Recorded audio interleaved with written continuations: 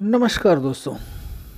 गीता के 16वें अध्याय में काम, क्रोध तथा लोभ को आसुरी संपत्ति बताते हुए भगवान कहते हैं, काम, क्रोध तथा लोभ ये तीन प्रकार के नरक के द्वार आत्मा का नाश करने वाले अर्थात उसको अधोगति में ले जाने वाले हैं। अतएव इन तीनों का त्याग देना चाहिए। इन तीनों नरक के द्वारों से मुक्त पुरुष अपने कल्याण का आचरण करता है। इससे वह परम गति को जाता है अर्थात मुझको प्राप्त हो जाता है। महाराज विश्वामित्र का जीवन मनुष्य के इन्हीं तीन विकारों पर विजय प्राप्त करने का अभियान है।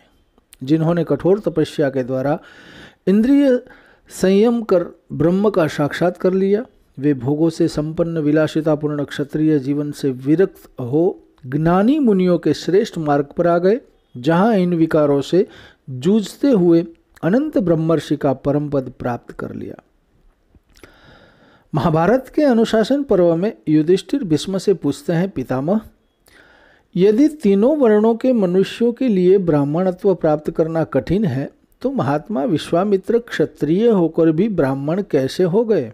भीष्म जी ने कहा, युधिष्ठिर, पूर्व काल में विश्वामित्र जी क्षत्रिय होकर भी जिस प्रकार ब्राह्मण तथा ब्रह्मर्षि हुए उस प्रसंग को तुम यथार्थ रूप से सुनो। भरत वंश में एक अजमीर नामक राजा हुए थे। उनके पुत्र महाराज जहू थे, जिन्होंने गंगा जी को अपनी पुत्री बनाया था। जहू का पुत्र सिंधुद्वीप और सिंधुद्वीप का पुत्र बलाकाश्व था। उससे वल्लभ का जन्म हुआ। वल्लभ के इंद्र के समान कांतिमान एक पुत्र हुआ जिसका नाम कुशिक था। कुशिक के पुत्र महाराज गाधी हुए। उनके कोई पुत्र नहीं था, इसलिए वे संतान की इच्छा से वन में रहकर यज्ञानुष्ठान करने लगे। वहाँ यज्ञ से उन्हें एक सत्यवती नाम की अनुपम सुंदरी कन्या प्राप्त हुई। सत्यवती का राजा गाधी ने च्यवन के पुत्र रुचिक मुनि के साथ विवाह कर दिया। रुचिक मुनि ने सत्यवती के व्यवहार से प्रसन्न होकर उसे वरदान देने की इच्छा प्रकट की। राजकन्या ने यह समाचार अपनी माता से कहा तो माता ने कहा, बेटी, तुम्हारे पति को मुझ पर भी कृपा करनी चाहिए। वे तपस्या के बल पर सर्वसमर्थ हैं। रुचिक मुनि ने सत्यवती से कहा, मेरी कृपा से तुम्हारी माता को शीघ्र ही एक गुणवान पुत्र की प्राप्ति होगी और तुम्हें भी एक गुणवान पुत्र उत्पन्न होगा। तुम्हारी माता ऋतु स्नान के पश्चात पीपल के वृक्ष को आलिंगन करे और तुम गुलूर के वृक्ष को, इससे तुम दोनों को पुत्र की प्राप्ति होगी। मुनि ने दो अलग अलग मंत्रपूत चरु भी दोनों को खाने के लिए दिए, किंतु माता के कहने पर सत्यवती ने वृक्ष और चरु अदल बदल कर दिए। महर्षि रुचिक ने जब गर्भवती सत्यवती की ओर दृष्टिपात किया तो समझ गए कि चरु और वृक्ष की अदला बदली हुई है। उन्होंने सत्यवती से कहा, यह तुमने अच्छा नहीं किया। मैंने तुम्हारे चरु में संपूर्ण ब्रह्म तेज का सन्निवेश किया था तथा तुम्हारी माता के चरु में समस्त क्षत्रियोचित शक्ति की स्थापना की थी।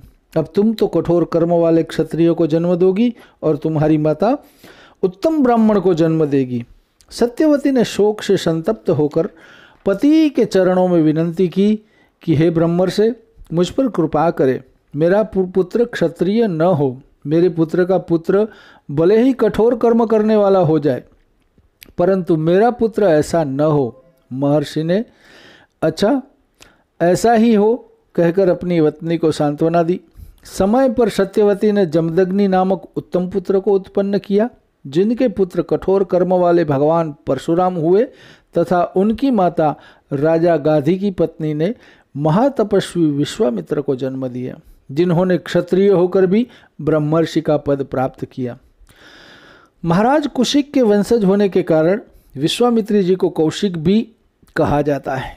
वाल्मीकि रामायण में गाधीपुत्र महाराज विश्वामित्र की राजर्षि से ब्रह्मर्षि तक की कठोर तपस्या संपन्न जीवन यात्रा का विस्तार से वर्णन आया है। महाराज विश्वामित्र पहले एक धर्मात्मा राजा थे। इन्होंने शत्रुओं के दमन पूर्वक दीर्घकाल तक राज्य किया था। वे धर्मग्न और विद्वान होने के साथ ही प्रजा वर्ग के हित साधन में तत्पर रहते थे। इन्होंने कई हजार वर्षों तक इस पृथ्वी का पालन तथा राज्य का शासन किया। एक समय की बात है, महातेजस्वी राजा विश्वामित्र एक अक्षयहिणी सेना के साथ पृथ्वी पर विचरण कर रहे थे। एक दिन वे महर्षि वशिष्ठ के आश्रम में पहुंचे, जो दूसरे ब्रह्मलोक के समान जान पड़ता था। यथोचित आदर सत्कार के पश्चात महर्षि वशिष्ठ ने विश्वामित्र से कहा, महाबली नरेश, तुम्हारा प्रभाव असीम है। मैं तुम्हारा और तुम्हारी सेना का यथायोग्य आतिथ्य सत्कार करना चाहता हूँ। बार बार आग्रह करने पर राजा विश्वामित्र ने कहा, मुनिवर, आपकी आज्ञा मुझे स्वीकार है। मुनिवर वशिष्ठ ने अपनी कामधेनु गौ को बुलाकर कहा, सबले, मैंने सेना सहित इन राजर्षि का महाराजाओं के योग्य उत्तम भोजन आदि के द्वारा आतिथ्य सत्कार करने का निश्चय किया है। तुम मेरे इस मनोरथ को सफल करो। महर्षि वशिष्ठ के ऐसा कहने पर कामधेनु ने जिसकी इच्छा थी उसके लिए वैसी ही सामग्री जुटा दी। राजर्षि विश्वामित्र सैनिकों, मंत्रियों, अंतःपुर की रानियों, ब्राह्मणों और पुरोहितों, अमात्यों, भृत्यों के साथ बहुत ही संतुष्ट हुए। राजा विश्वामित्र ने महर्षि वशिष्ठ से कहा, ब्राह्मण, आप स्वयं मेरे पूजनीय है तो भी आपने मेरा पूजन किया, भली भांति आदर सत्कार किया। भगवान, अब मैं एक बात कहता हूँ, आप मुझसे 1,00,000 गौवें लेकर यह चितकबरी गाय मुझे दे दीजिए, क्योंकि यह गौ रत्नरूप है और रत्न लेने का अधिकार राजा होता है। विश्वामित्र के ऐसा कहने पर महर्षि वशिष्ठ ने राजा को उत्तर देते हुए कहा, नरेश्वर, मैं 1,00,000 या 100 करोड़ अथवा चांदी के ढेर लेकर भी बदले में इस सबला गौ को नहीं दे सकता। यह मेरे पास से अलग होने योग्य नहीं है। मेरा यह सब कुछ इस गौ के ही अधीन है। मैं सच कहता हूँ, यह गौ ही मेरा सर्वस्व है और यही मुझे सब प्रकार से संतुष्ट करने वाली है। राजन, बहुत से ऐसे कारण हैं जिनसे बाध्य होकर मैं यह सबला गौ आपको नहीं दे सकता।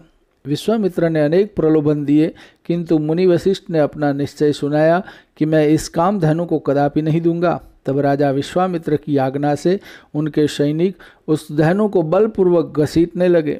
शोकाकुल गौ ने ब्रह्मर्षि के सामने याचना की कि क्या आपने मुझे त्याग दिया, जो ये राजा के सैनिक मुझे आपके पास से दूर लिए जा रहे हैं। ब्रह्मर्षि वशिष्ठ ने कहा, सबले, मैं तुम्हारा त्याग नहीं करता। तुमने मेरा कोई अपराध नहीं किया है। ये महाबली राजा अपने बल से मतवाले होकर तुमको मुझसे छीन कर ले जा रहे हैं। कामधेनु ने महायशस्वी वशिष्ठ से आज्ञा पाकर अनेक सैनिकों की सृष्टि की तथा विश्वामित्र की सेना का संहार कर डाला। महात्मा वशिष्ठ द्वारा अपनी सेना का संहार हुआ देख विश्वामित्र के 100 पुत्र अत्यंत क्रोध में भरकर अस्त्र शस्त्र लेकर वशिष्ठ मुनि पर टूट पड़े। महर्षि ने हुंकार मात्र से उन सबको जलाकर भस्म कर डाला। पुत्र और सेना के मारे जाने से महायशस्वी विश्वामित्र लज्जित हो बड़ी चिंता में पड़ गए। उनके एक ही पुत्र बचा था, उसको उन्होंने राजा के पद पर नियुक्त कर दिया तथा स्वयं वन में चले गए। हिमालय के पार्श्व भाग में जाकर भगवान महादेव की प्रसन्नता के लिए महान तपस्या करने लगे। कुछ काल के पश्चात आशुतोष भगवान ने वर के रूप में महातपस्वी विश्वामित्र को अनेक अस्त्र शस्त्र प्रदान किए, जिन्हें विश्वामित्र वशिष्ठ के आश्रम पर जाकर प्रयोग करने लगे। ब्रह्मापुत्र वशिष्ठ ने ब्रह्मदंड को उठाकर विश्वामित्र के द्वार छोड़े गए ब्रह्मास्त्र सहित सभी शास्त्रों को ध्वस्त कर दिया। सब ओर से पराजित होकर विश्वामित्र बोले, क्षत्रिय के बल को धिक्कार है। ब्रह्म तेज से प्राप्त होने वाला बल ही वास्तव में बल है, क्योंकि आज एक ब्रह्मदंड ने मेरे सारे अस्त्र नष्ट कर दिए हैं। दिग्बलम क्षत्रिय बलम ब्रह्म तेजो बलम बलम एकेन ब्रह्मदंडेन सर्वास्त्राणि हतानि में। तदनंतर विश्वामित्र महात्मा वशिष्ठ के साथ बैर बांधकर ब्राह्मणत्व की प्राप्ति के लिए अपनी रानी के साथ दक्षिण दिशा में जाकर भयंकर तपस्या करने लगे। 1000 वर्ष पूरे हो जाने पर ब्रह्मा जी ने प्रकट होकर कहा, कुशिकानंदन, तुमने तपस्या के द्वारा राजर्षियों के लोकों पर विजय पाया है। इस तपस्या के प्रभाव से हम तुम्हें सच्चा राजर्षि समझते हैं। किंतु विश्वामित्र तो ब्रह्मर्षि पद चाहते थे, अतः वे पुनः तपस्या करने लगे। इस बीच इक्ष्वाकु वंश में त्रिशंकु नाम के यशस्वी राजा हुए। वे ऐसा यज्ञ करना चाहते थे जिससे वे सशरीर स्वर्ग जा सकें, किंतु जब उनके राजगुरु वशिष्ठ मुनि ने इसे असंभव बताया तो वे उनके पुत्रों के पास जाकर यही प्रार्थना करने लगे। गुरु की अवज्ञा करके अन्य को याजक बनाने की बात से गुरुपुत्रों ने उन्हें चांडाल हो जाने का शाप दे दिया। फलतः रात बीतते ही त्रिशंकु चांडाल हो गए, उनका शरीर नीला हो गया और सब अंगों में रूखापन आ गया। उनका यह रूप देख उनके मंत्री और पुरवासी जो उनके साथ आए थे उन्हें छोड़कर चले गए। तब त्रिशंकु ने विश्वामित्र जी के पास जाकर सब वृतांत सुनाया और स्वर्ग भेजने के लिए यज्ञ कराने की प्रार्थना की।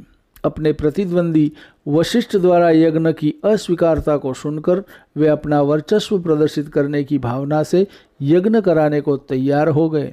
अपने शिष्यों द्वारा महर्षियों को आमंत्रित कर विश्वामित्र जी ने यज्ञ आरंभ करवाया और स्वयं यज्ञ के याजक बने। सारे ऋषि विश्वामित्र के तप के प्रभाव को सुनकर आ गए, किंतु महर्षि वशिष्ठ के 100 पुत्र नहीं आए। इस पर क्रोध के वशीभूत होकर विश्वामित्र जी ने वशिष्ठ जी के पुत्रों को मार डाला। वशिष्ठ जी को यह बात मालूम हुई, फिर भी उन्होंने अपने शोक के वेग को वैसे ही धारण कर लिया जैसे पर्वतराज सुमेरु पृथ्वी को। उन्होंने प्रतिकार की सामर्थ्य होने पर भी उनसे किसी प्रकार का बदला नहीं लिया। राजा त्रिशंकु का यज्ञ संपन्न हुआ। यज्ञ में अपना अपना भाग ग्रहण करने के लिए विश्वामित्र जी ने देवताओं का आवाहन किया, पर देवगण नहीं आए। इस पर क्रुद्ध होकर विश्वामित्र जी ने अपने तपोबल से त्रिशंकु को सशरीर स्वर्ग भेज दिया, किंतु स्वर्ग के अधिकारी न होने के कारण, क्योंकि ये सृष्टि के नियम अनुसार मृत्युलोक में प्राप्त शरीर के साथ कोई स्वर्ग नहीं जा सकता, इंद्र ने त्रिशंकु को नीचे गिरा दिया। वे विश्वामित्र को पुकारते हुए नीचे गिरने लगे। मुनि ने उनकी पुकार सुनकर उन्हें वहीं रोक दिया और वे वहीं आंधे मुंह लटके रह गए। उनके मुंह से गिरने वाली लार से कर्मनाशा नाम की नदी बन गई, जो वर्तमान में वाराणसी बिहार की सीमा के निकट है। मान्यता है कि उसके जल का स्पर्श होने से पुण्य नष्ट हो जाता है। तदुपरांत विश्वामित्र जी ने नई सृष्टि का निर्माण करने के लिए नए सप्तर्षियों, नक्षत्रों और देवताओं का निर्माण करना आरंभ किया। इससे घबराकर देवताओं ने आकर मुनि से विनयपूर्वक कहा कि त्रिशंकु स्वर्ग के अधिकारी नहीं है।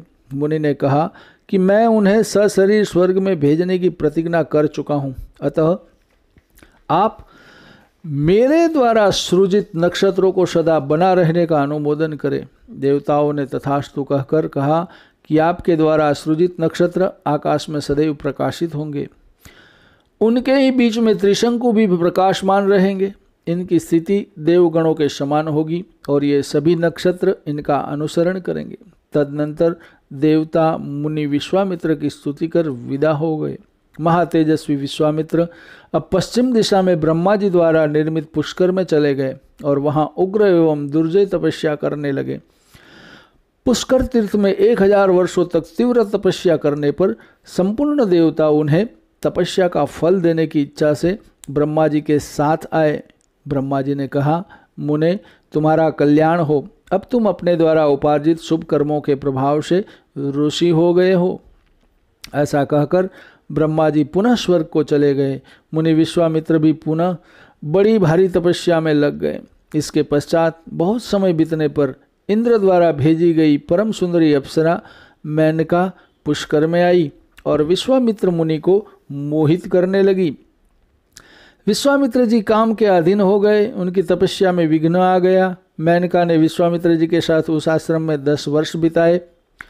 महामुनि विश्वामित्र जब कामाजनित मोह से जागे तो पश्चाताप करने लगे। मेनका भयभीत हो थरथर कांपती हुई हाथ जोड़कर उनके सामने खड़ी हो गई।